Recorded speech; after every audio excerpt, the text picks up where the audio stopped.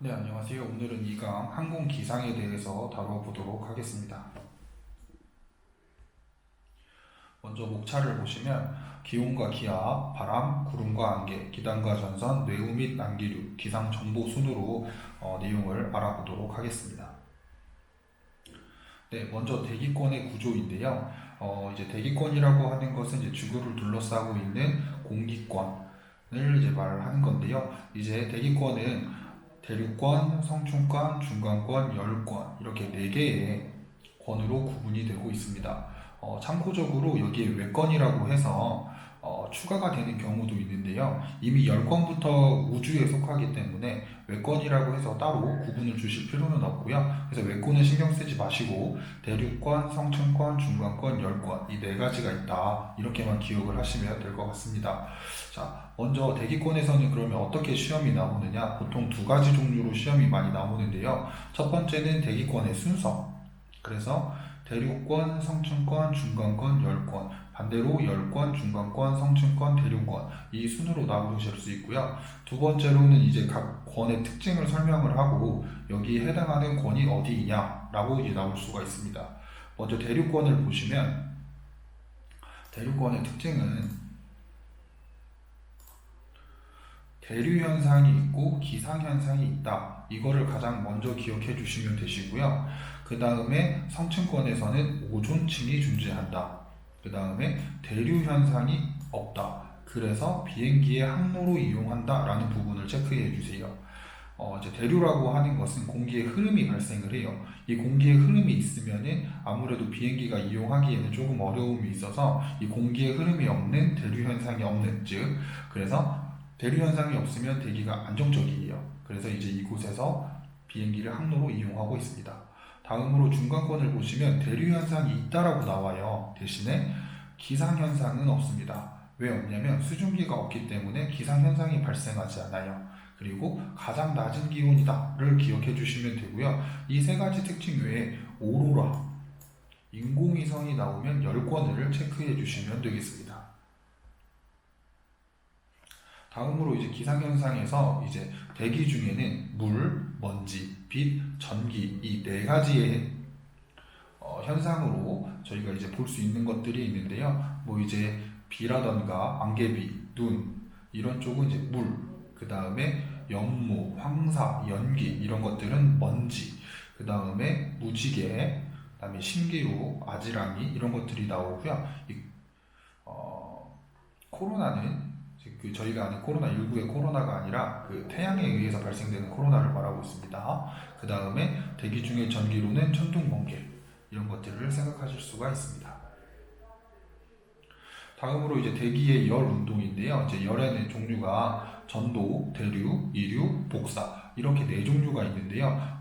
문제에 많이 나오는 것들은 아무래도 전도나 복사 위주가 이제 문제에 많이 나오실 수 있어요. 그래서 각각의 열 운동의 특징을 좀 기억을 해주시면 조금 더 좋으실 것 같아요. 전도 같은 경우에는 보시면 이제 직접 접촉에 의해서 발생한다 이렇게 보시면 되고 복사 같은 경우에는 이제 태양 에너지의 이동 이런 지구 뭐 이런 부분이 나온다라고 하면은 복사를 선택해 주시면 되겠고요. 나머지 대류와 이류에 해당하는 부분도 같이 참고해 주시면 좋겠습니다.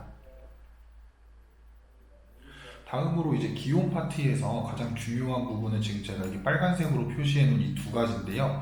보통 이제 기온 감률이라고 해서 1000피트당 그러니까 기온이 고도가 올라감에 따라서 그러니까 1000피트당 2도씨가 감소한다라는 거거든요. 그래서 뭐 예를 들어서 어떤 문제들이 발생을 하냐면 내가 현재 1000피트였고 뭐 고도는 기온은 뭐 10도였다. 그렇다면 내가 2000피트가 되면은 기온이 어떻게 되느냐 이렇게 문제가 나오실 수 있어요. 근데 이 문제를 보면은 기온 감률이 1000피트당 2도잖아요. 근데 방금 1000피트가 올라갔으니까 10도에서 이제 뭐 2도를 낮추면 이제 8도 뭐 이런 식으로 문제를 푸실 수가 있겠죠. 그리고 환경 기온 감률은 문제에 많이 나오지는 않으시는데 그냥 참고적으로 알고 계시면 될 것 같고 가장 중요한 것은 대륙권의 기온은 고도가 올라감에 따라서 기온이 감소하는데 1000피트당 2도씩 감소한다 이렇게 보시면 되겠고요. 보통 저희가 이제 섭씨 온도라고 해서 물이 어는 점을 0도, 끓는 점을 100도로 이렇게 많이 알고 계신데 이 섭씨 온도는 그래서 문제에 잘 안 나오는데 대신에 화씨 온도 같은 경우가 이제 문제에서 나올 수가 있겠죠. 그래서 물이 어는 점을 이제 화씨는 32, 끓는 점은 212 이렇게 두 가지를 기억해 주시면 될 것 같습니다. 방금 설명드렸던 부분이니까 이건 한번 참고해 보시고요. 참고적으로 여기에 보시면 그 기압에 대해서 표시를 이렇게 단위를 이렇게 표시를 해놨는데요. 이거는 꼭 기억하십시오. 왜냐면 이제 뭐 뒤에 부분에 보시면 나오겠지만 그 기압이 어떤 단위를 같이 쓰는지에 대한 문제가 나올 수 있습니다. 뭐 여기 보시면은 이제 1기압이 몇 헥토파스칼이고 뭐 수은주의 높이가 어떻게 되고 이런 식으로의 문제가 나오실 수 있어요. 그래서 그 부분을 꼭 외워두세요. 간단한 부분이니까 꼭 외우셔서 시험에 꼭 합격하셨으면 좋겠어요. 다음으로 이제 그 기압 변화를 다루는 부분인데요. 여기서 이제 저희가 바람의 원리를 또 설명을 할 수가 있습니다. 여기에 보시면은 저기압이라고 하는 지역이 나오고 고기압이라고 하는 지역이 나오고 있는데요. 이 저기압과 고기압에서 보시면 지금 상승기류라고 해서 나오고 하강기류로 해서 이렇게 비교가 되고 있는데요. 이 저기압 지역을 먼저 보면 저기압은 말 그대로 이제 기압이라고 하는 부분이 낮다는 거예요. 저희가 이제 쉽게 생각해 보면 수압이 물이 많은 곳에서 센지 물이 적은 곳에서 센지를 생각해 보시면 돼요. 보통 물이 많은 곳에서 수압이 세거든요. 근데 저기압이라는 거는 그러니까 기압이 없다. 즉 공기의 양이 적다라는 거예요. 그럼 공기의 양이 왜 적을까? 공기가 위로 상승을 하기 때문인 거죠. 보통은 이제 온도가 따뜻할 때, 그 기온이 높으면 거기 있는 공기가 따뜻해지면서 이제 활발해지고 그 위로 상승을 하게 됩니다. 그럼 상대적으로 이쪽엔 공기가 많이 모이겠죠. 그래서 여기가 상대적인 고가 돼요. 그리고 이쪽을 좀 보시면은 이쪽이 고기압이에요. 근데 하강기류죠. 그럼 공기가 아래쪽으로 모인다라는 거거든요. 기온이 찬 공기들은 아래쪽으로 모이게 돼요. 그럼 상대적으로 이쪽에 공기가 많이 모인다는 것은 이쪽이 저가 된다는 거죠. 자, 근데 자연에는 놀라운 섭리가 있는데 높은 곳에서 낮은 곳으로, 많은 곳에서 적은 곳으로 이동을 하게 돼요. 근데 상대적으로 지금 여기가 공기의 양이 많으므로 적은 곳, 이쪽으로 지금 저희가 그림을 단면을 이렇게 해놓으니까 이쪽으로만 가지만 반대편으로도 이렇게 가실 수 있죠. 그래서 이쪽으로 이 낮은 곳으로 공기가 가게 돼요. 그럼 이쪽에서 공기가 왔는데 이쪽이 공기가 상대적으로 차니까 다시 공기가 아래로 내려가는 거예요. 그럼 여기는 고가 되죠. 그러면 여기가 고고 여기가 저니까 다시 고에서 저로 이동을 하게 됩니다. 공기가. 그럼 이 이러한 공기의 이동을 저희는 뭐라고 부르냐면 바람이라고 불러요. 자, 그러면 고기압에서 저기압으로 이렇게 바람이 불어간다는 걸 저희는 볼 수 있어요. 이 논리를 적용을 하게 되면 바람이 부는 원리를 설명할 수가 있습니다. 그래서 여기 두 개를 보시면 공기가 가열이 돼서 상승을 해요. 그럼 상대적으로 여기가 고가 되죠. 여기는 상대적으로 차니까 공기가 하강을 하게 돼요. 그럼 여기는 상대적으로 저가 되죠. 그러면 여기가 지금 공기의 양이 많아졌고 여기는 공기의 양이 적어졌으니까 이렇게 이동을 하게 됩니다. 그러면 그게 바로 바람이 된다는 거죠. 그리고 자, 이 적용이 해류풍에도 똑같이 적용이 돼요. 낮의 경우에는 대륙과 바다가 있으면 상대적으로 이 육지가 더 따뜻하죠. 그러니까 공기가 위로 상승을 하게 돼요. 그럼 여기가 상대적으로 고가 되고 여긴 저가 되겠죠. 그래서 공기가 이렇게 이동을 하고 이 공기가 다시 기온이 차니까 아래로 내려가죠. 그럼 상대적으로 여기가 고가 되고 여기가 저가 돼요.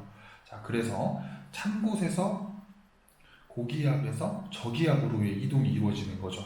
그래서 이 고기압이 바다라는 곳이니까 바다에서 불어오는 바람이다 해서 해풍. 반대적으로 저녁의 경우에는 상대적으로 이 육지가 더 차갑죠. 그러니까 육지 쪽이 고가 되고 바다 쪽이 저가 돼요. 그래서 육지에서 바다로 부는 바람이다 해서 육풍. 이렇게 기억해 주시면 되고요. 이 논리를 적용하면 삼국풍도 해결할 수가 있어요. 자, 삼국풍에 이제 여기도 보면은 일단 낮에를 보면은 높은 곳이 아무래도 햇볕을 더 많이 받기 때문에 공기가 위로 상승을 해요. 그러면은 당연히 이쪽이 고가 되고 이쪽은 저가 되겠죠. 그래서 다시 공기가 이렇게 바람이 여기가 고, 여기는 저 이런 식으로의 바람의 순환이 이루어집니다. 다음으로 이제 바람에서 가장 많이 다뤄지는 것 중에 하나가 팬 현상인데요. 이 녹새바람이라고 해요. 이 녹새바람은 영동지방에서 영서지방으로 넘어갈 때 이 태백산맥을 넘어가는데 원래 수변했던 바람이 태백산맥을 넘어가면서 고온 건조한 바람이 되는 거예요.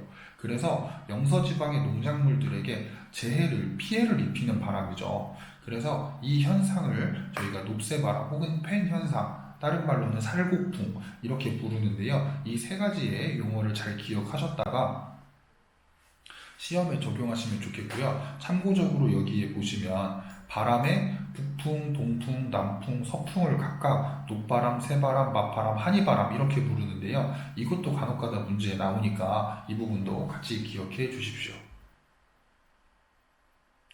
다음으로 이제 바람의 분류인데요. 이 부분은 참고적으로 쭉 훑어보시면 될 것 같아요. 특별히 여기 보시면은 이 부분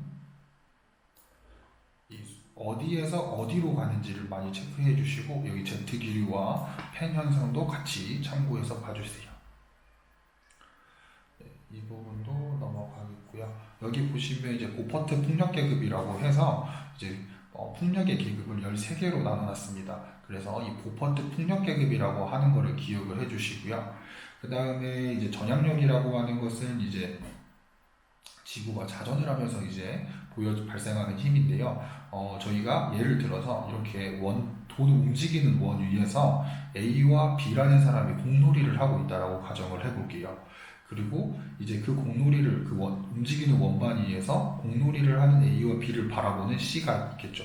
그러면 C 입장에서 A하고 B가 공놀이를 이제 서로 직선으로 이제 던지는데 이게 이 원반이 움직이면서 C 눈에는 마치 이 공이 꺾이는 것처럼 보이는 거예요.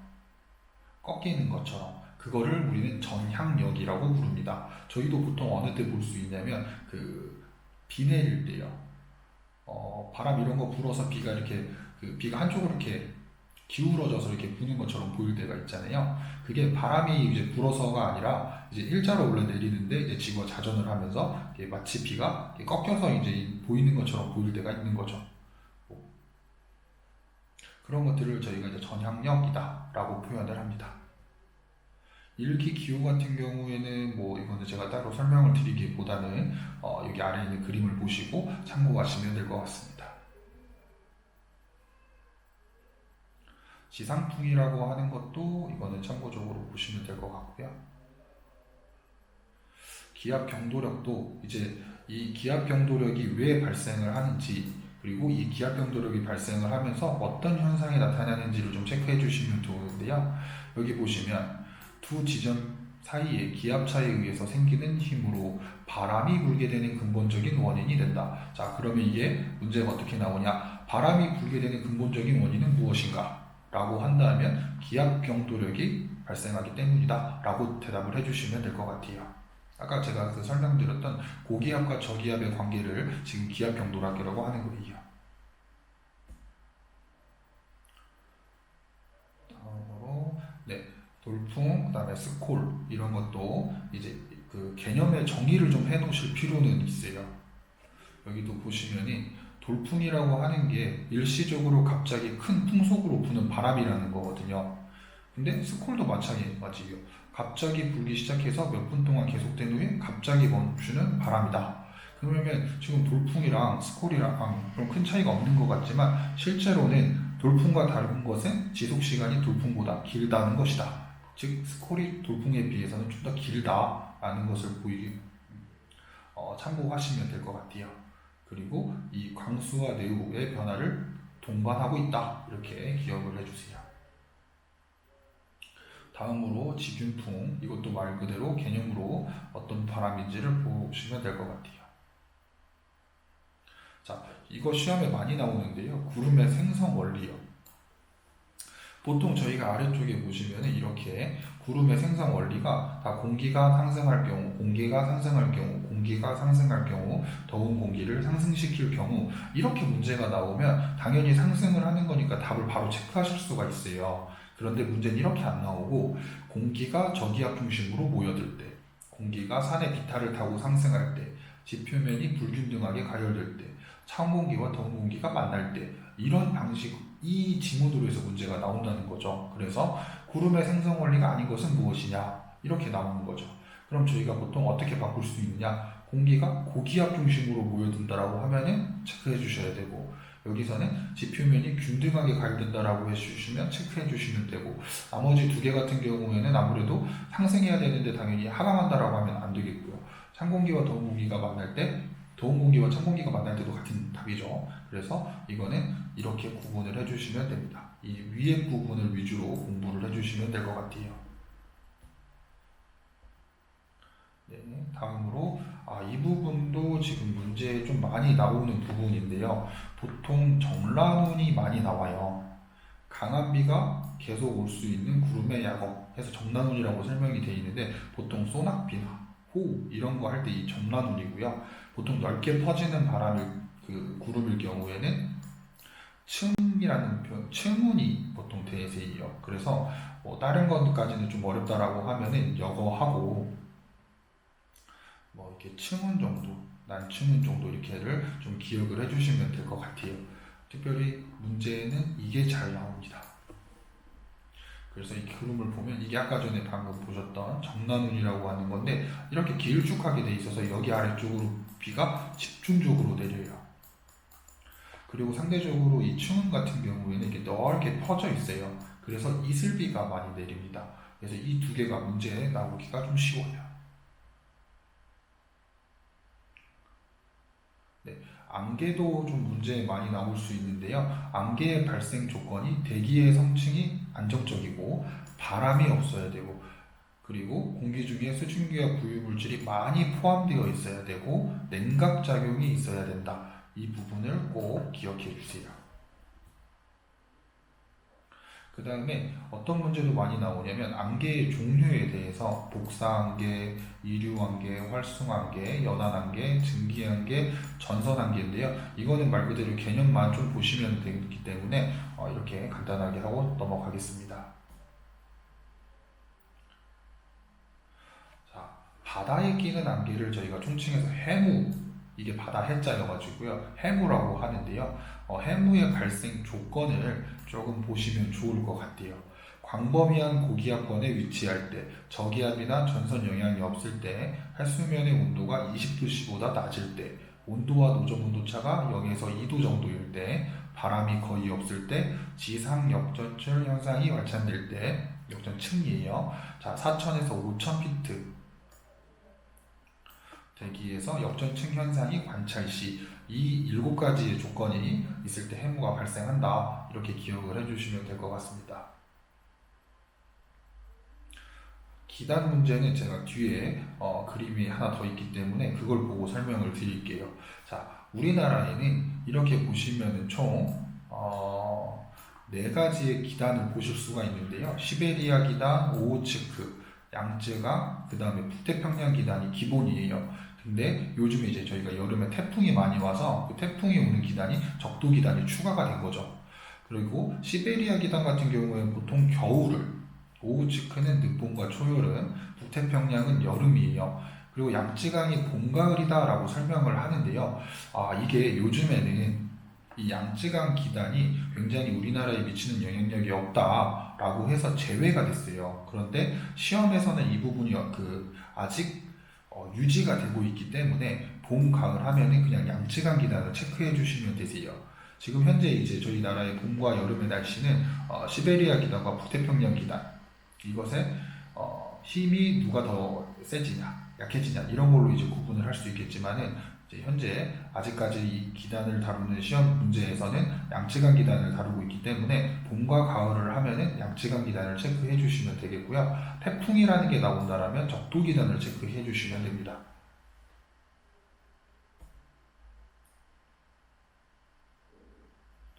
네, 여기 보시면은 이제 최근에 저희 겨울이 제가 추워지면서 이제 극기단이라고 하는 게 추가가 됐다 이렇게 언급이 되는데요. 이건 이제 요즘에 이제 연구를 하면서 이제 밝혀진 거기 때문에 시험에서는 아직 여기 이쪽에 양쯔강 기단이 있음을 기억해 주시면 될 것 같아요.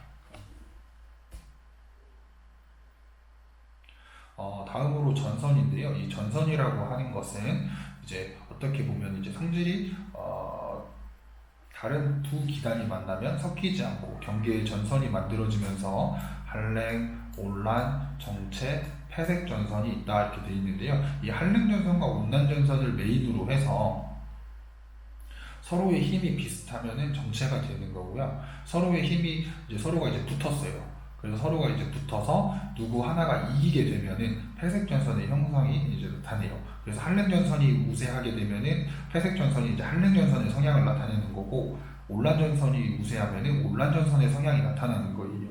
그래서 여기도 보시면은 온란 전선이나 한랭 전선 중에 한 가지 특징을 나타낸다 이렇게 되는 거고요. 이 정체 전선이 시험에 잘 나오시는데요. 이유가 뭐냐면 바로 우리나라 장마 전선을 대표하는 모델이기 때문이에요. 쉽게 말해서.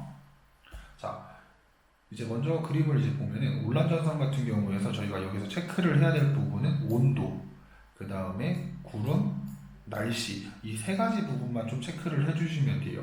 그래서 통과 전, 통과 시, 통과 후 이렇게 비교해 주시면 되는데 조금 헷갈리신다라고 하면은 구름과 날씨 쪽도 좀 보시면 좋을 것 같아요.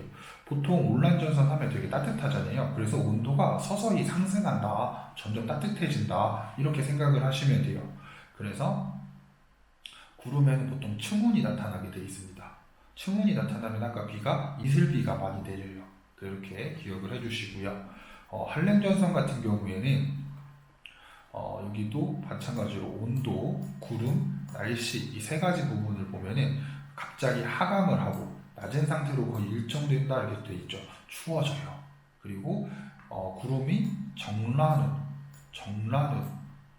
그 다음에 소나기 얘기가 나오고 있죠. 보통 정란운이 생기게 되면은 아래쪽에 비가 막 호우처럼 집중해서 내려요. 그래서 호우, 정란운이 있을 때는 호우가 내립니다.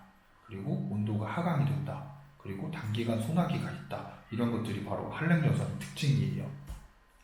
그리고 패색전선 이야기를 해보면 아까 전에 둘 중에 온란전선이 우세하냐 한랭전선이 우세하냐에 따라서 패색전선의 성향은 달라지기 때문에 그거는 온란과 한랭을 잘 보시면 될 것 같습니다. 자, 중요한 게 이제 정체전선이에요. 정체전선 같은 경우에 이제 이런 식의 그림을 그리게 되는데요. 이 정체전선의 특징은 온란전선과 한랭전선의 힘이 누군가 더 우세하지 않고 비슷해요. 그래서 둘의 성향이 둘이 뭐 어떻게 할 수 없이 같이 이렇게 묶여있다, 멈춰있다, 정체되어 있는 전선이라고 보시면 돼요. 자, 그리고 강수는 한번 쭉 살펴보시면 되시고요. 자, 우박도 마찬가지로 뭐 시험에 많이 나오진 않습니다만은 그 우박을 또 좀 참고해 보시면 될 것 같아요.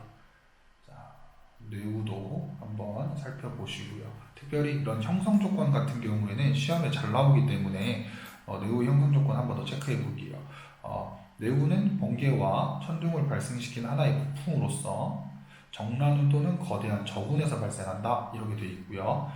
불안정한 대기, 따뜻한 공기의 상승 작용, 대기 중에 수증기량이 많이 높은 습도 이렇게 됐을 때 뇌우가 잘 형성된다 이렇게 보시면 될 것 같습니다.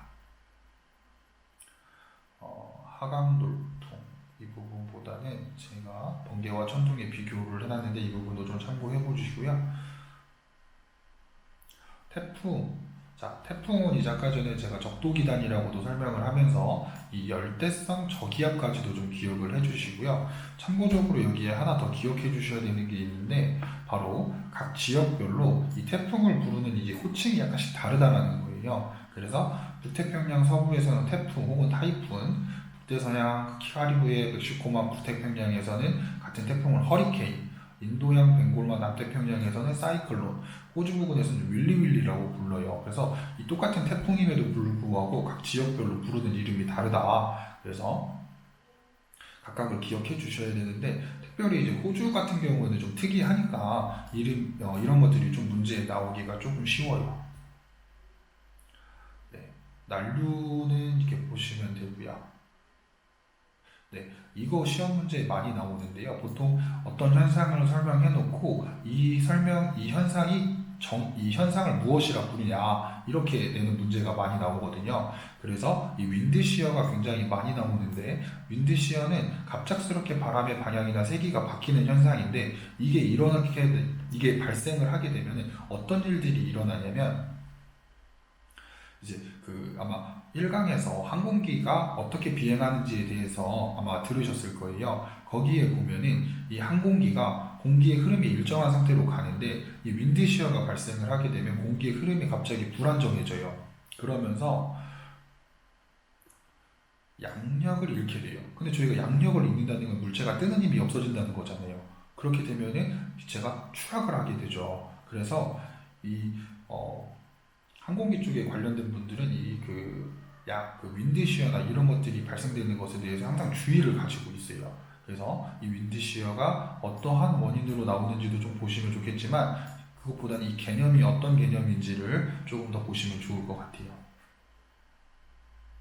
다음으로 착빙. 이 착빙은 굉장히 많이 생기는 건데, 항공기의 날개 부분에 이렇게 얼음이 이렇게 얼어서 발생하는 거거든요. 근데 이 착빙이 발생을 하게 되면은 공기의 정상적인 흐름을 방해하면서 이것 또한 실속하게 만들어요. 즉 양력을 잃게 만들어서 항공기가 추락한다거나 항공기에 좀 안 좋은 영향을 미치기 때문에 이것도 조금 문제에 많이 나와요. 그래서 이거는 꼭 체크를 해주시는데, 저희가 구분하기가 되게 쉬운데 어떻게 문제가 나오냐면, 착빙의 여기 중에 하나에 해당하는 착빙에 대한 특징을 설명을 하고, 이 착빙이 어떤 착빙이냐를 물어보거든요. 근데 착빙이 보시면 거친 착빙, 맑은 착빙, 혼합, 서리 착빙인데, 보통 이 두 가지가 많이 나와요. 그래서 거친 형태다 혹은 뭐 거칠다 이런 표현이 나오면 거친 착빙을, 좀 맑다, 깨끗하다 이런 표현이 나온다라면 맑은 착빙을 체크해 주시면 되고요. 두 개가 혼합되어 있으면 혼합 착빙입니다. 뭐 비착빙이랑 서리 착빙은 그렇게 시험에 많이 나오진 않지만 그냥 참고적으로 보시면 될 것 같아요.